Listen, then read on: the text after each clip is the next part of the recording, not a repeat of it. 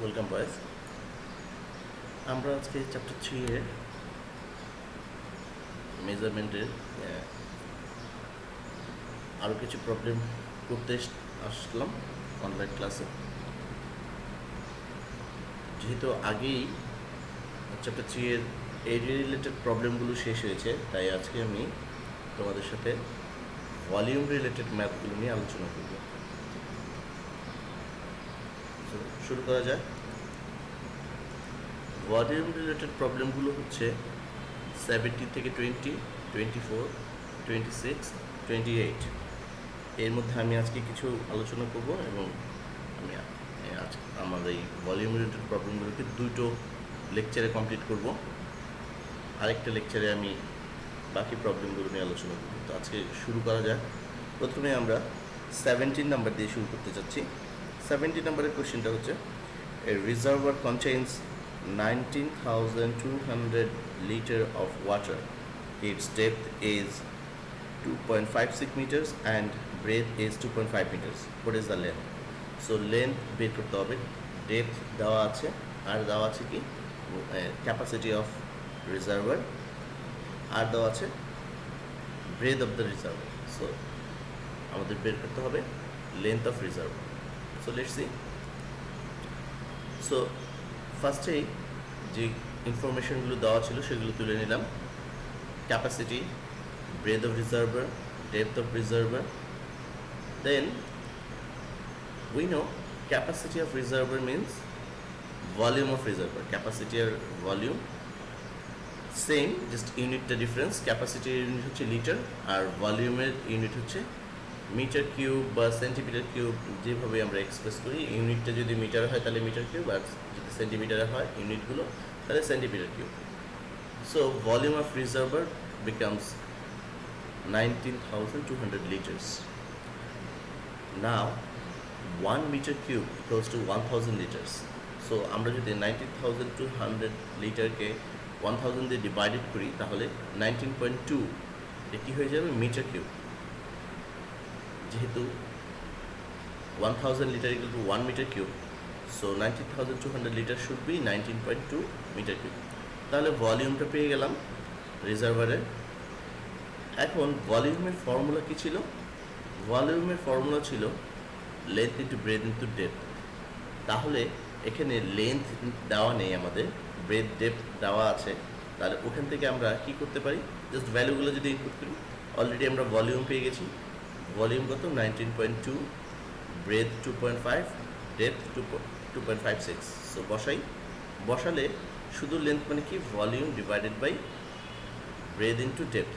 তার মানে লেন্থ এক পাশে রেখে ভলিউম আর ডেপথটাকে লেফট সাইডে নিয়ে আসি, তাহলে এটা ডিভিশন ফর্মে চলে যায়। এখন জাস্ট মান বসিয়ে জাস্ট সিম্পলিফাই করলাম, 19.2 ডিভাইডেড 2.5 ইন্টু 2.56, তাহলে লেন্থ চলে আসলো কত? 3 মিটার। সো এইটি হচ্ছে 17-এর রিকোয়ারমেন্ট।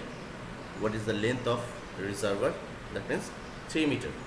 ওকে বয়েজ, নেক্সট আমরা যে ম্যাথসটা করবো সেটা হচ্ছে 18-এ আমাদের কি বলে দেওয়া আছে কোশ্চেনটা একটু লক্ষ্য করি।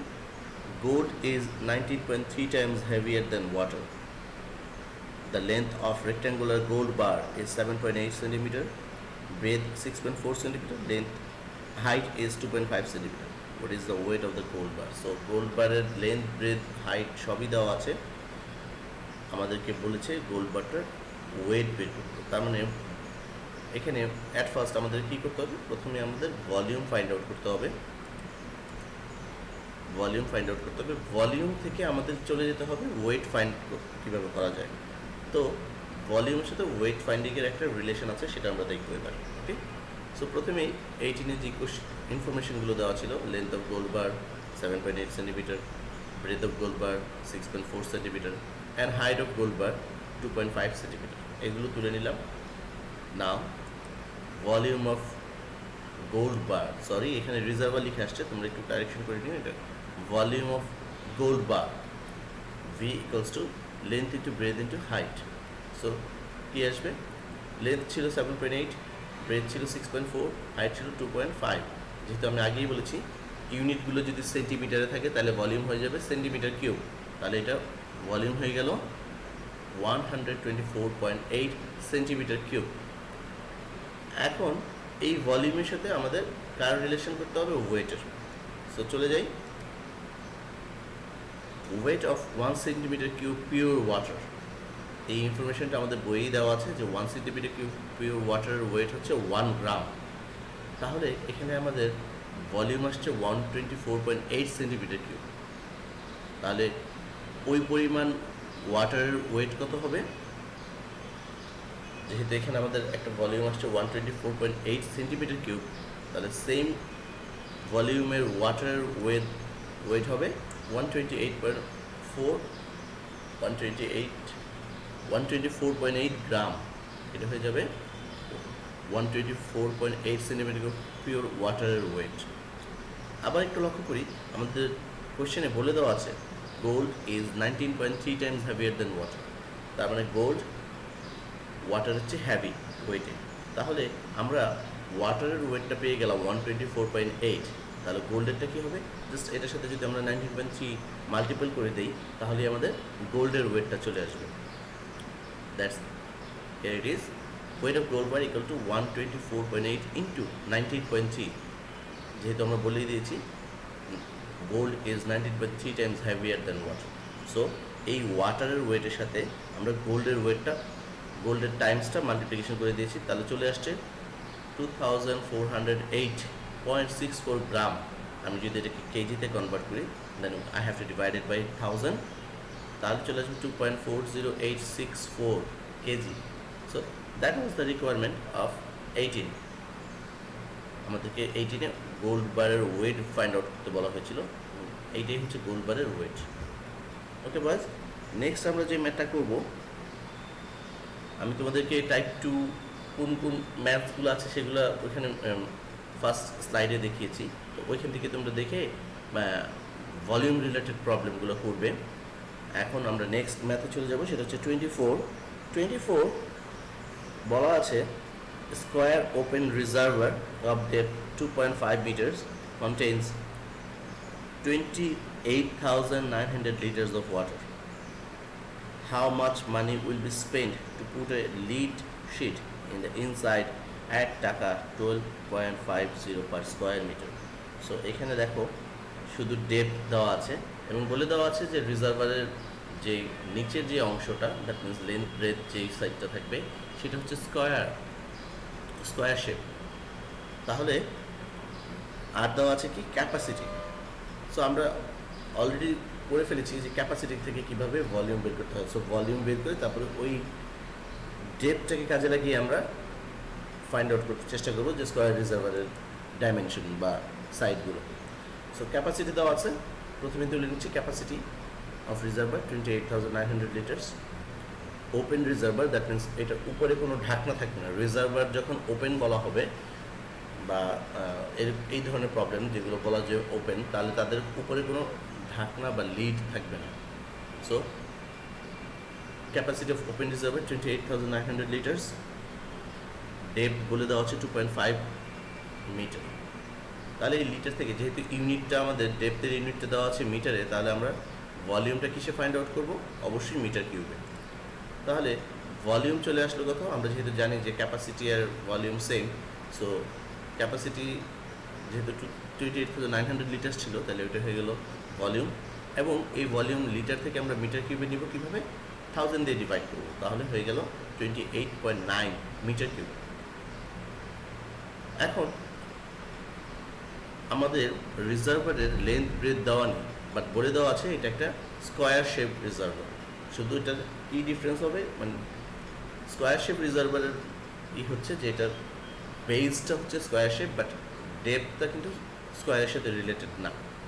তাহলে স্কোয়ার শেপ রিজার্ভারের লেন্থ ব্রেথ কী হয়ে যাবে? যেহেতু square, so length breadth same. So আমরা ধরে নিই যে স্কোয়ার শেপ রিজার্ভারের লেন্থ হচ্ছে এক্স, তাহলে এরিয়া কত হবে? সিম্পল, স্কোয়ারের এরিয়া হচ্ছে সাইড স্কোয়ার বা লেন্থ স্কোয়ার, তাহলে এটার এরিয়া চলে আসলো X square metre square. Now আমরা যদি এই ভলিউমকে ডেপথ দিয়ে ডিভাইডেড করি তাহলে কি পাবো? আমরা এরিয়া পাবো, তাই না? ভলিউমকে ডেপথ যেহেতু ভলিউমের 3টে ডাইমেনশন, লেন্থ, ব্রেথ, হাইট বা ডেপথ, আর এখানে শুধু একটা ডাইমেনশন দেওয়া আছে ডেপথ, তাহলে ডেপথ চলে গেলে থাকবে কি লেন্থ ইন্টু ব্রেথ, তাহলে ওইটাও এরিয়া। তাহলে ওইখান থেকে যদি পাই, তাহলে এই যে আমরা এরিয়া পেয়েছি লেন্থ ইন্টু লেন্থ, যেটা স্কোয়ার শেপের জন্য এক্স স্কোয়ার ছিল, তো এই এক্স স্কোয়ারটা হবে যদি আমরা এই ভলিউমটাকে ডেপথ দিয়ে ডিভাইডেড করি, তাহলে volume divided by depth, X square equal to volume divided by depth. Volume ছিল কত 28.9, ডেপথ ছিল 2.5, তাহলে কী হবে 28.9 ডিভাইডেড বাই 2.5, এটাকে যদি আমরা ক্যালকুলেট করি তাহলে চলে আসে 11.56 এক্স স্কোয়ার।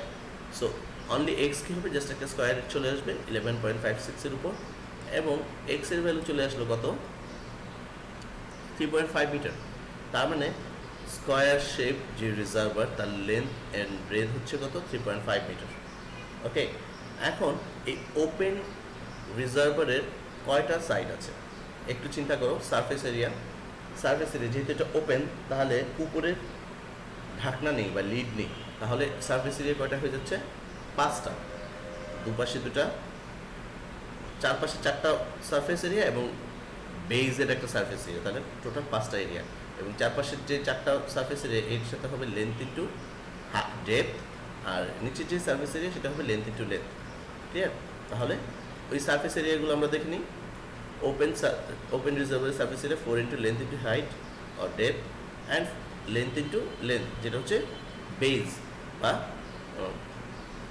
যেটা নিচের সারফেসটা। তাহলে এখানে জাস্ট ভ্যালুগুলো ইনপুট করি, 4 ইন্টু 3.4 ইন্টু 2.5, আর এখানে আসছে 3.4 ইন্টু 3.4। তাহলে এটা ক্যালকুলেট করে টোটাল সারফেস এরিয়া কত চলে আসলো 45.56 স্কোয়ার মিটার। এখন আমাদের কোশ্চেনে বলে দেওয়া ছিল 1 মিটার স্কোয়ার আর 1 স্কোয়ার মিটার লিড দিয়ে কোটিং করতে বা লিড শিট করতে খরচ হয় কত 12.50, তাই না? তাহলে 1 স্কোয়ার মিটারের জন্য 12.50, তাহলে 45.56 স্কোয়ার মিটারের জন্য কী হবে, জাস্ট মাল্টিপ্লিকেশন 12.50 ইন্টু 45.56, তাহলে চলে আসলো আমাদের 569.50 টাকা। সো এইটাই ছিল আমাদের 24-এর requirements. So total cost of putting lead on inside of open square reservoir is টাকা 569.50। তো বয়েজ, এর সাথে আমি আজকে ক্লাসটা শেষ করছি। নেক্সট ক্লাসে আমরা ভলিউম রিলেটেড আরও কিছু প্রবলেম দেখব। আশা করি তোমাদের এগুলো বুঝতে সমস্যা হবে না। আমরা বাসায় অবশ্যই type 2, that means volume related যে ম্যাথসগুলো বলে দেওয়া আছে আপ টু 24 তোমরা ম্যাথসগুলো করে ফেলবে। তোমাদের যদি কোনোটায় কোনো প্রবলেম হয় অবশ্যই ইনফর্ম করবে। ওকে বয়েজ, সো আজকে এখানে শেষ হচ্ছে। বাই।